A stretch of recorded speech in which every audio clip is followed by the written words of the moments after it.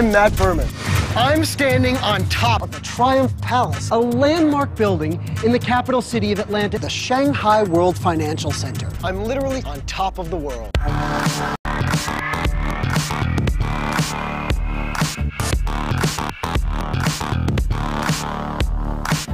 So this is how this building works.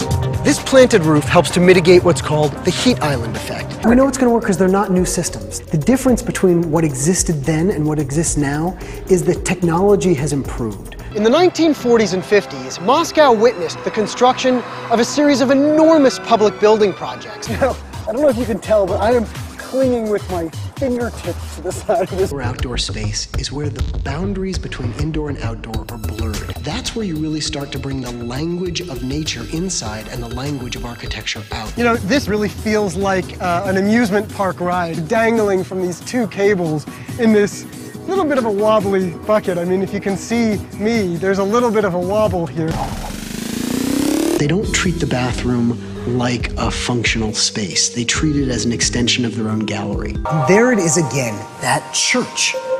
Cobb was so intent on maintaining it in perpetual dialogue, even from the interior. And what I find so fascinating is that an architect, in some ways, would want to make his own building just disappear. But you really get that sense that exterior and interior are just joined of that church. What strikes me when I come inside is a little bit of a change in feeling, especially in the way that the building meets the ground, creating this incredible transparency. The same wind that holds this kite up is trying to knock that building down. This hotel is a masterful exercise in understated design and extreme luxury. I thought this was a story about power and politics.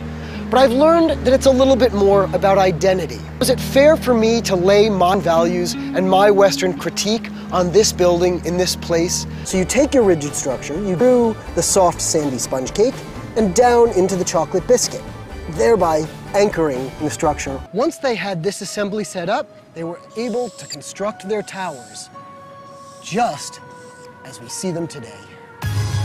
You can see the entire information system about the building right on this.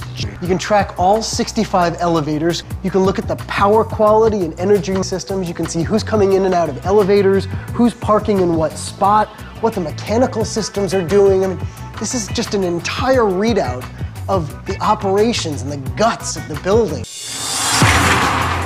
The political problems were solved and construction steamed ahead.